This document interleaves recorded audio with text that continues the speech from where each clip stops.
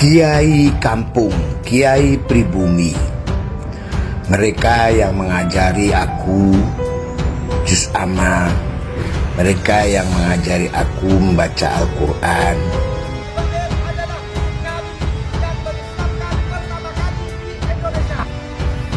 Assalamualaikum warahmatullahi wabarakatuh. Aku akan mengomentari video saudara-saudaraku yang ada di Madura. Beliau bilang kami adalah kelompok Sakar akan membela Habaib, karena Habaib adalah guru kami yang mengislamkan pertama kali di Indonesia. Mungkin di antara kiai-kiai kita itu ada yang keturunan Wali Songo, ada yang keturunan Kanjeng Nabi Muhammad, tetapi mereka tidak pernah mengatakan itu kepada kami. Kenapa saya bilang begitu? Kalau panjenengan bilang Habaib yang mengislamkan pertama kali di Indonesia, itu salah benar, salah besar. Kenapa? Habaib datang ke Indonesia itu yang membawa company. Berbeda dengan Habaib. Habaib tiap hari mencecoki kita, mereka mencengoki kita dengan setiap pengajiannya mengatakan bahwa mereka cucu Kanjeng Nabi Muhammad. Di tahun 1800 sampai 1900, sedangkan di Indonesia Wali Songo datang ke Indonesia itu antara 1200 sampai 1500. Jadi Indonesia sudah Islam semuanya, kerajaan-kerajaan Islam, Demak Bintoro, Kerajaan Sriwijaya, kerajaan Islam di Indonesia sudah banyak. Habaib datang itu sudah enak, sudah apa? Islam sudah menyebar gitu.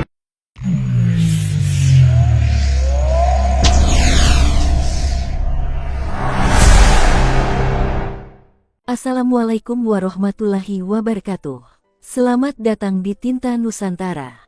Di sini saya akan berbagi video-video masih seputar tentang nasab para habaib di Indonesia yang diteliti oleh Kiai Haji Imaduddin Usman Al-Bantani.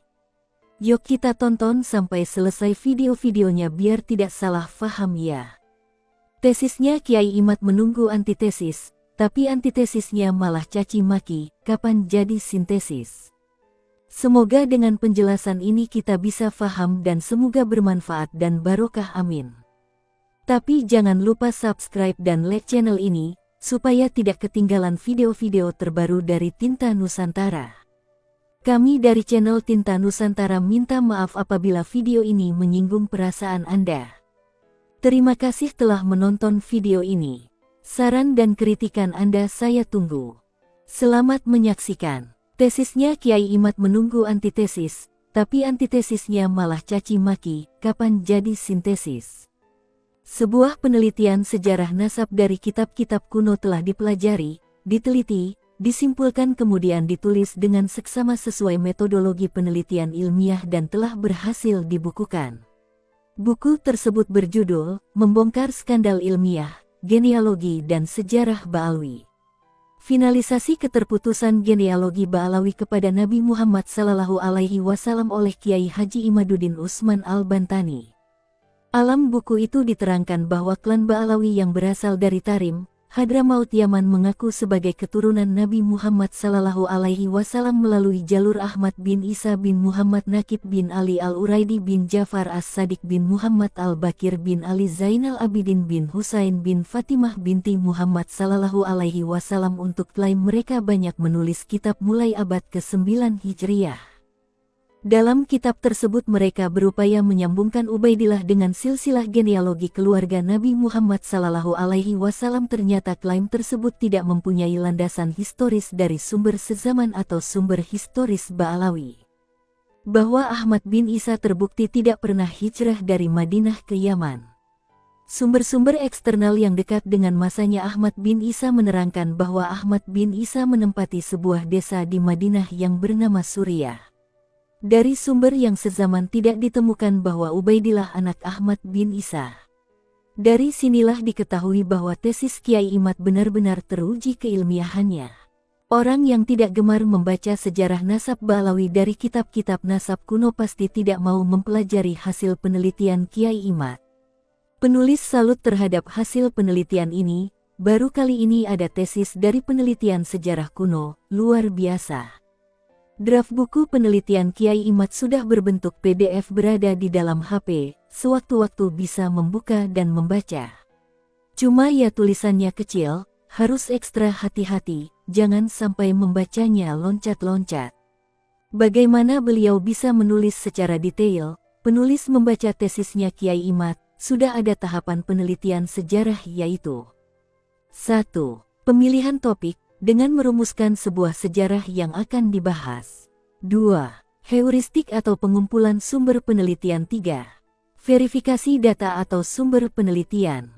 4. Interpretasi penafsiran. 5. Historiografi atau penulisan sejarah. Semua sudah tertata rapi dengan bahasa yang mudah dimengerti.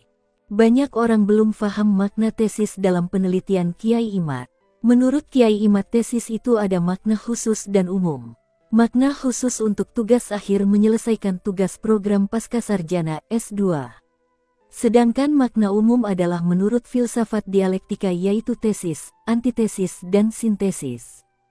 Tesis adalah simpulan dari hasil penelitian berdasarkan data-data yang bisa dibuktikan kebenarannya yang didukung oleh argumen-argumen untuk diungkapkan. Tesis mengandung metode pengumpulan data, analisis dan pengolahan data dan menyajikannya dalam hasil karya ilmiah. Antitesis adalah pandangan kritis terhadap tesis. Sintesis menyelesaikan konflik antara tesis dan antitesis berkolaborasi dengan merekonsiliasi kebenaran umum antara keduanya dan membentuk simpulan baru. Seharusnya masyarakat tahu tesisnya Kiai Imad dan memberi pandangan kritis terhadap tesis tersebut, bukannya mencaci maki bahkan menghujat. Sebenarnya kebenaran yang disampaikan Kiai Imad sudah diketahui masyarakat luas, tetapi ada saja pihak-pihak yang sengaja melakukan framing negatif. Katanya, tesis tersebut belum teruji bahkan tidak lulus ujian. Tesisnya Kiai Imad sudah teruji kebenarannya. Akan tetapi kebenaran itu bersifat tentatif, jika ada pihak yang ingin mengujinya lagi ya silahkan. Semoga masyarakat bisa menerima tesisnya Kiai Imad dengan senang hati dan tetap menjaga persatuan dan keutuhan bangsa Indonesia. Penulis Nurul Azizah. Di tahun 1800 sampai 1900, sedangkan di Indonesia Wali Songo datang ke Indonesia itu antara 1200 sampai 1500. Jadi Indonesia sudah Islam semuanya, kerajaan-kerajaan Islam, Demak Bintoro, Kerajaan Sriwijaya, kerajaan Islam di Indonesia sudah banyak. Habaib datang itu sudah enak, sudah Islam sudah menyebar gitu. Beliau juga terpilih menjadi Ketua Komisi Fatwa MUI Prof Banten, artinya dari sekian cendekiawan yang ada beliau dianggap paling layak dan tabahur ilmunya. Dalam kaitan viralnya nasab Habib, banyak yang belum memahami substansi yang dipermasalahkan Kiai Imad. Yang sejatinya beliau dan tentunya segenap warga NU sangat mencintai Rasulullah Sallallahu Alaihi Wasallam. Beliau adalah penulis dan pemikir, penelaah kitab-kitab yang tentunya sudah menguasai betul disiplin ilmu yang sangat diperlukan seperti nahwu sorof, balagoh, mantik, tarikh dan lain-lain, di mana hal ini tidak diragukan dan sangat bisa dipertanggungjawabkan. Artinya pendapat beliau bukan berangkat dari nafsu atau tujuan negatif, namun dilatar belakangi penelitian ilmiah tentang nasab ini yang kemudian mengarah pada terputusnya nasab Ubaidillah pada Ahmad bin Isa. Maka hasil penelitian itu bisa benar bisa salah, beliau pun tidak merasa yang paling benar, masih ada kemungkinan salah jika ada penelitian tandingan yang mementahkan pendapatnya. Namun lucunya mengapa banyak yang marah-marah dan menuduh Kiai Imad sesat bahkan dijuluki dengan kata-kata yang sangat tidak pantas, nastagfirullah. Beliau tidak membenci habaib, beliau pasti memuliakan habaib. Beliau akan sangat takzim pada habaib, itu sangat tidak diragukan. Namun dalam hal ini sedikit ada catatan bahwa siapapun sepanjang ada dalam takwa dan ilmu maka akan dinaikkan derajatnya oleh Allah Subhanahu wa Ta'ala, bukan sebaliknya. Kesimpulan dari tulisan singkat ini, jangan ada kemarahan, jangan ada caci maki, jangan ada adu domba. Selamatkan para habaib dan zuriyah Rasulullah dari orang-orang yang mengaku habib. Jika tidak setuju, buatlah penelitian ilmiah yang otentik, kredibel, faktual yang memang menyatakan bahwa Ubaidillah adalah putra dari Ahmad bin Isa. Jangan kemudian mengarahkan hasil penelitian beliau ke arah yang lain. Setelah menyimak, bertanya dan berdialog panjang langsung dengan beliau dari jam 20.30 pukul 23 waktu Indonesia Barat, Minggu, tanggal 16 April tahun 2023 di Ponpes Al-Rautlah Kabupaten Serang dalam acara silaturahmi Kiai dan segenap pengurus RMI PCNU Kabupaten Serang, maka bisa disimpulkan metode penelitian beliau terkait nasab Habib ini. Yang pertama, metodologi penelitian Kiai Haji Imaduddin terkait nasab Habib ini adalah kuantitatif, dari data menuju teori dan objeknya adalah kajian pustaka. Pustaka yang ditelaah adalah menggunakan redaksi bahasa Arab dan untuk bisa memahaminya hanya yang sudah menguasai ilmu gramatika bahasa Arab, yang terutama nahwu sorof dan balaghah setidaknya harus hafal Alfiyah, Jawahirul Maknun, Ukudul Juman dan kitab-kitab lainnya. Juga harus paham betul ilmu mantik, ilmu tarikh dan disiplin ilmu lainnya. Artinya penelitian ini levelnya sangat tinggi dan hanya bisa dilakukan oleh orang-orang yang berilmu tinggi. Jika belum hafal Alfiyah lalu seenaknya saja membantah belum levelnya, atau belum mampu bisa baca kitab kuning apalagi mengarang kitab dengan redaksi bahasa Arab yang sesuai dengan gramatikanya, juga belum kelasnya. Namun tentu siapapun boleh berpendapat sepanjang argumentasinya bisa dipertanggungjawabkan secara ilmiah. Hanya saja kualifikasi itu penting untuk menjadi tolak ukur keilmuan seseorang yang berpendapat. Yang kedua, penelitian beliau bukan hanya satu kitab, tapi semua kitab tarikh, nasab yang ada. Artinya teori yang beliau tetapkan berdasarkan data-data dari pustaka tersebut tidak sembarangan dan jelas sumbernya. Bukan tuduhan, halusinasi atau bahkan niat kebencian.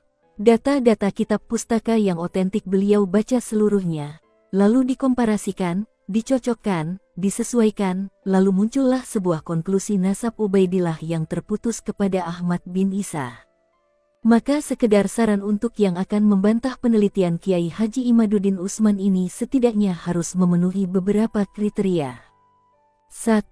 Memahami dengan menyeluruh disiplin ilmu yang diperlukan seperti nahwu sorof, balaghah, mantik, fikih, usyul fikih, qawaidul fikih dan lain-lain. 2. Mampu membaca literatur kitab-kitab berbahasa Arab tanpa harokat bisa memahaminya dan juga mampu menerjemahkannya. 3. Penelitian tandingan juga harus dengan objek yang sama yaitu kajian pustaka. Mohon maaf jika ada kesalahan dalam tulisan ini. Oleh Kiai Abdul Hai Nasuki. Editor Didin Syahbudin. Penelitian Kiai Haji Imaduddin Utsman tentang nasab habaib untuk membersihkan kesucian zuriat Rasulillah Sallallahu Alaihi Wasallam bukan kebencian. Memahami penelitian nasab habaib oleh Kiai Haji Imaduddin Utsman itu didasari niat membersihkan kesucian zuriat Rasul yang dikotori oleh tindakan oknum Habib-Habib yang merasa dirinya superior karena darahnya darah Rasulullah Sallallahu Alaihi Wasallam. Perilaku oknum Habib yang tidak mencerminkan sebagai zuriat justru jadi sorotan publik. Ini akan mengantarkan paham ke publik bahwa itu dibenarkan hanya karena dibungkus oleh kemuliaan Rasulullah, seolah menjadi tameng kepentingan pribadi dan kedok dari niat busuk. Kenapa penelitian itu pada Ubaidillah yang disebut tidak terkonfirmasi sebagai anak dari Sayyid Ahmad Al-Muhajir? Karena di titik ini, nama Ubaidillah yang divalidasi sebagai moyang habaib di Indonesia sesuai jadi tradisi nasab yang sudah masyhur. Penelitian ilmiah itu menggunakan beberapa pendekatan historis dan pendekatan filologis, sebab keaslian sejarah dan nasab itu selalu dikuatkan oleh data tertulis terkait nasab dari beberapa kitab nasab dan kemudian manuskrip filologis naskah kuno. Muhammad Lutfi Rahman, yang pendek pikiran berupaya membenturkannya dengan Kiai-Kiai Nu karena dia belum sanggup membantah penelitian Kiai Haji Imaduddin Utsman tersebut. Pernyataan Lutfi Rahman itu rupanya agar menjadi framing bahwa tokoh Nu saja telah menvalidasi garis keturunannya pada Ubaidillah bin Sayyid Ahmad Muhajir. Padahal Habib yang oleh orang Nu takdimi dan takrimi tersebut tidak sama sekali terganggu oleh penelitian Kiai Haji Imaduddin Utsman, sebab meskipun tokoh Di Ubaidillah tahun yang jadi moyang 1800 sampai habaib di Indonesia 1900, sedangkan di terkonfirmasi palsu atau Indonesia diragukan kebenarannya Wali tidak Songo sama datang sekali ke Indonesia itu menghapus antara tokoh-tokoh Habib dari 1200 sampai kehormatannya sebagai 1500. orang mulia, Jadi karena Indonesia sudah kemuliaan itu Islam berdasarkan semuanya, ilmu dan kerajaan-kerajaan Islam ketakwaannya. Demak, Bintoro, Habib Kerajaan Lutfi, Sriwijaya, Habib Kerajaan Syekh dan Islam Habib di Indonesia Indah, itu sudah dan banyak. Habib-Habib yang berafiliasi Habaib dengan datang Lutfi sudah Toleha enak hingga sekarang sudah tidak pernah merespon Islam negatif sudah atas menyebar gitu. penelitian Kiai Haji Imaduddin Usman, karena penelitiannya itu didasarkan untuk menjaga kesucian zuriat Kanjeng Rasul. Jangan karena merasa Habib berperilaku di luar akhlak daturnya, karena dengan perilaku arogan dan superior akan semakin tampak kepalsuan kehabibannya. Ada himbauan seorang ulama sekaligus Habib yang merupakan suriah Rasulullah asal Tarim Hadramaut Yaman yakni Alamah Sayyid Abdullah bin Alawi Al-Haddad tahun 1634 sampai tahun 1720 Masehi dalam kitabnya berjudul Al-Fusul Al-Ilmiyah wal Usyul Al-Hikamiyah, Dar Al-Hawi, Cet. 2, 1998, halaman 89. Yang artinya, Ahlul Bait memiliki kemuliaan tersendiri, dan Rasulullah telah menunjukkan perhatiannya yang besar kepada mereka. Beliau berulang-ulang berwasiat dan mengimbau agar umatnya mencintai dan menyayangi mereka. Dengan itu pula Allah Subhanahu wa Ta'ala telah memerintahkan di dalam Al-Quran dengan firman-Nya, katakanlah wahai Muhammad, tiada aku minta suatu balasan melainkan kecintaan kalian pada kerabatku. Qs Al-Syura ayat 23. Namun Sayyid Abdullah Al-Haddad mengingatkan agar dalam memberikan penghormatan dan kecintaan kepada Ahlul Bait, kaum muslimin bersikap wajar dan tidak berlebih-lebihan. Hal ini sebagaimana ditegaskannya dalam kutipan berikut, yang artinya, seluruh kaum muslimin hendaknya memastikan kecintaan dan kasih sayang mereka kepada Ahlul Bait, serta menghormati dan memuliakan mereka secara wajar dan tidak berlebih-lebihan. Kita dan siapapun punya kewajiban saling menasihati, saling menyampaikan kesabaran pada sesama, bukan untuk menjatuhkan apalagi merusak eksistensi kemanusiaannya. Pada batasan ini Kiai Haji Imaduddin Usman juga tidak pernah membenci para Habib atau suriat Rasul, tidak sama sekali. Mari kita lihat apa yang disampaikan Sayyid Abdullah Al-Haddad di kitabnya Al-Fusul Al-Ilmiyah. Yang artinya, adapun mereka yang berasal dari keluarga dan keturunan Rasulullah ini yang tidak menempuh jalan leluhur mereka yang disucikan, lalu mencampur adukkan antara yang baik dan yang buruk disebabkan kejahilannya, seyukyanya lah mereka tetap dihormati semata-mata karena kekerabatan mereka dengan Nabi Sallallahu Alaihi Wasallam. Namun siapa saja yang memiliki keahlian atau kedudukan untuk memberi nasihat, hendaknya tidak segan-segan menasihati dan mendorong mereka kembali menempuh jalan hidup para pendahulu mereka yang saleh-saleh, yang berilmu dan beramal kebajikan, berakhlak terpuji dan berperilaku luhur. Serang tanggal 16 April tahun 2023. Oleh Kiai Hamdan Suhaemi. Kiai Haji Imaduddin simbol kebangkitan pribumi karena ulah oknum Habib yang merendahkan bangsa ini. Generasi muda NU atau siapapun warga negara Indonesia, marilah kita semua bangkit untuk menjaga negeri ini agar tenang dari suara-suara pengacau yang sangat memanaskan telinga. Bagaimana tidak panas, Habib Bahar Smith dalam video yang beredar meneriakkan soal babi dan anjing yang jual ayat. Bahar Smith yang duduk di sebuah mimbar, terdengar teriak lantang menyebut babi dan anjing yang doyan menjual ayat. Hei anjing! Hei babi, kenapa kau tipu-tipu kau punya rakyat? Hei anjing, hei babi, kenapa kau jual ayat-ayat Allah dengan harga yang murah, teriaknya. Tidak jelas video ini ditujukan ke siapa. Tapi yang jelas tidak pantas berada di mimbar suci agama, membawa-bawa babi dan anjing. Ini ungkapan apa dan ditujukan ke siapa? Tidak pantas seorang yang mengaku cucu Nabi tetapi kelakuannya tidak ada kesopanan sama sekali. Ada lagi oknum Habib, namanya Habib Hanif Alatas yang di atas mobil komando, di depan jamaahnya sambil memegang mikrofon teriak-teriak, kami adalah majikan kalian, kami adalah pemilik bangsa. Kami adalah pemilik kedaulatan, ucap Habib Hanif dalam unjuk rasa, aksi bela rakyat 411, Jumat tanggal 4 November tahun 2022. Aksi bela rakyat yang mana? Rakyat yang memakai pakaian Arab. Rakyat Indonesia itu bukan segelintir orang yang pakai baju Arab saja. Saben-saben kalau demo kok bajunya mirip bangsa Arab. Tujuan dari demo itu untuk mendesak Presiden Joko Widodo turun dari jabatannya. Dari teriakan Habib Hanif ini banyak ditafsirkan oleh sebagian masyarakat, ada warga yang tersinggung, yang demo ini memang WNI asli pribumi atau warga keturunan, berani-beraninya bilang dia majikan. Dari pihak Habib Hanif mungkin itu mengkritik anggota DPR di mana sekelompok pendemo adalah majikannya, tapi cara menyampaikan salah tempat. Justru maksud dari pendemo kurang jelas. Yang jelas dalam video tersebut Habib Hanif sebagai majikan. Buset, kita pribumi direken sebagai budak oleh oknum Habib dari Yaman. Dan para pengikutnya lebih parah lagi, mau dijadikan budak.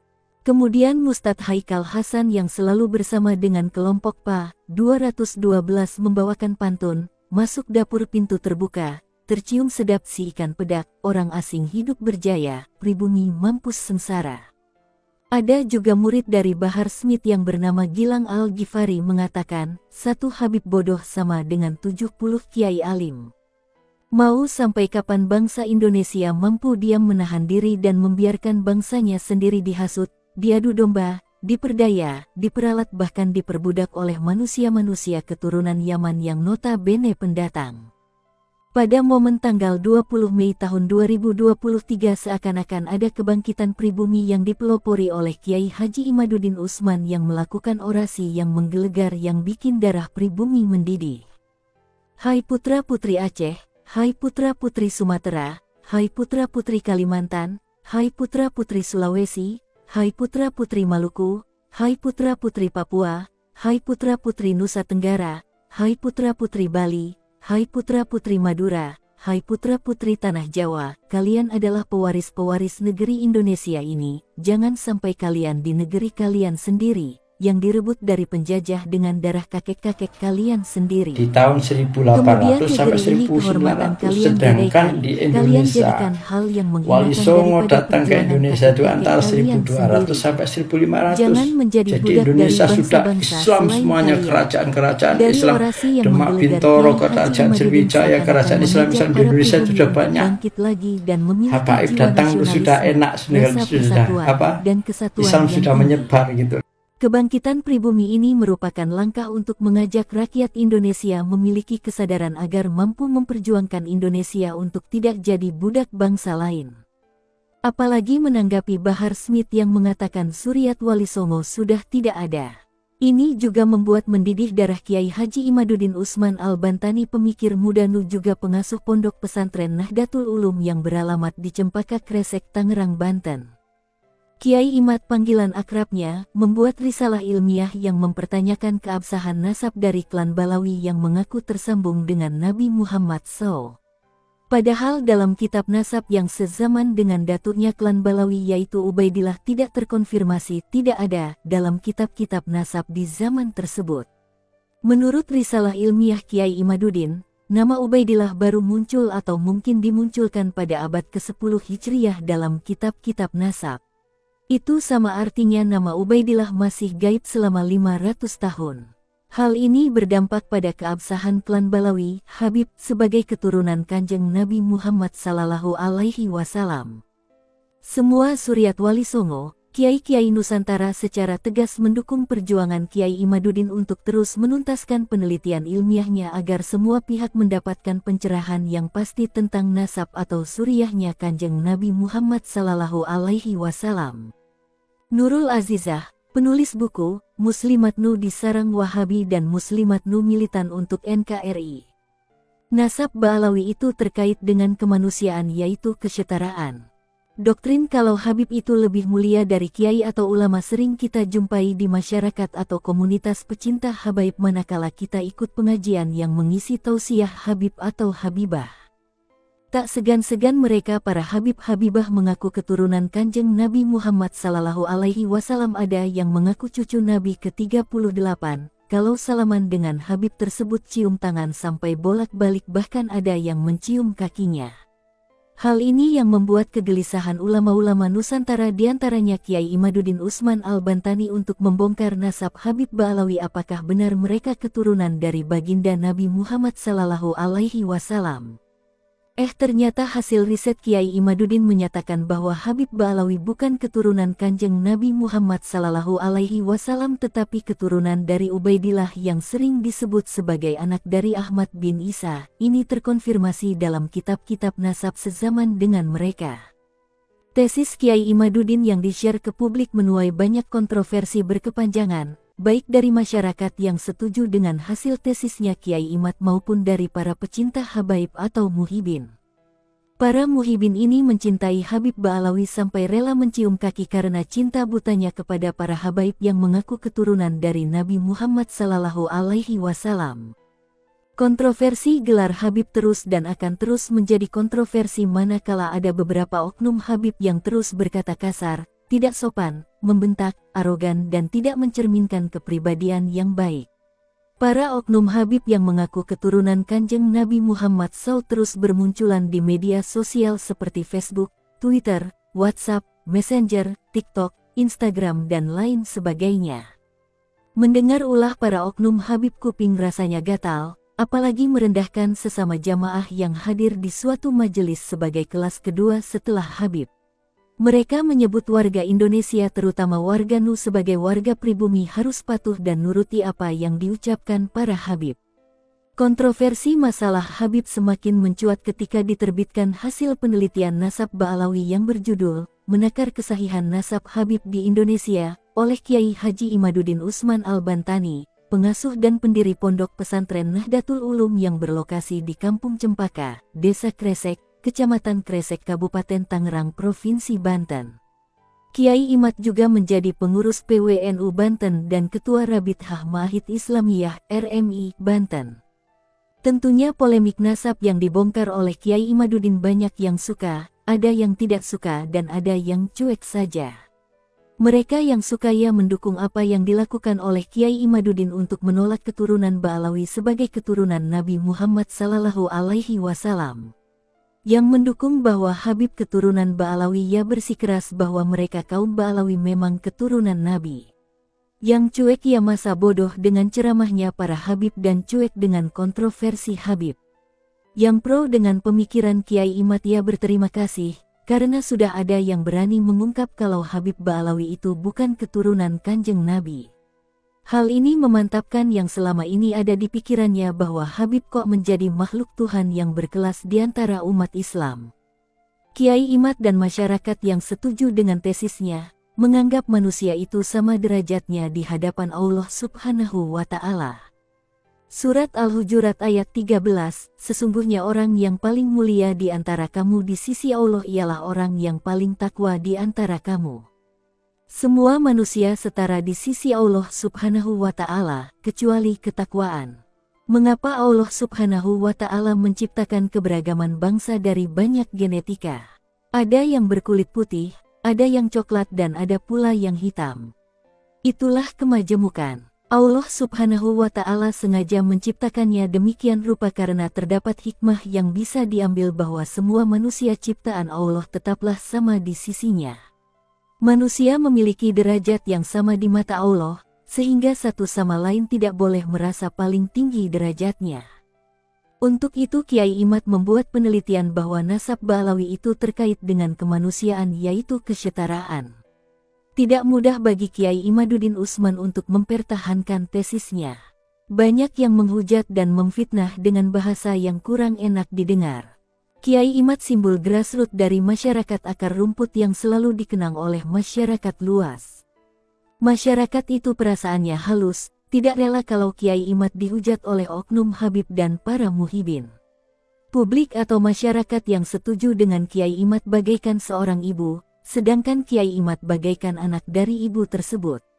Tentunya seorang ibu tidak Di rela tahun kalau anaknya orang 1800 yang sampai lemah itu disolimi 1900, orang yang sedangkan berkuasa di yaitu para Indonesia, oknum pengurus PBNU Wali Songo yang terus datang ke memojokkan Indonesia itu antara keberadaan Kiai Imad. 1200 sampai Kiai Imad 1500. berjuang Jadi untuk Indonesia kemanusiaan, sudah Islam kesetaraan semuanya, manusia kerajaan-kerajaan sebagai Islam, makhluk Tuhan yang Demak, memiliki Bintoro, tingkatan Kerajaan atau Sriwijaya, kedudukan yang kerajaan sama. Islam di Indonesia sudah Karena banyak. kesetaraan dan harmonis Habaib sosial datang ini, itu sudah enak manusia sebenarnya, memiliki sudah kedudukan yang sama sebagai Islam sudah makhluk menyebar Tuhan yang gitu. Maha Esa. Jangan ragu dan khawatir Kiai Imad, kami masyarakat akar rumput terutama warga Nahliyin akan selalu bersama membela kesetaraan. Dengan demikian kesetaraan menunjuk pada tingkatan yang sama, kedudukan yang sama, tidak lebih tinggi atau lebih rendah antara satu dengan yang lainnya. Penulis, Nurul Azizah, penulis buku Muslimat Nu Militan untuk NKRI, Minat Hub 085102408616. Salam sejahtera, Rahayu Nusantaraku. Wa'allahu a'lam bishawab. Demikian video saya hari ini. Semoga bermanfaat untuk teman-teman semua. Apabila video ini ada salah kami mohon maaf yang sebesar-besarnya. Komentar dan saran Anda saya tunggu. Demi kebaikan kita bersama. Tapi jangan lupa subscribe dan like-nya supaya tidak ketinggalan video-video terbaru dari Tinta Nusantara. Wassalamualaikum warahmatullahi wabarakatuh.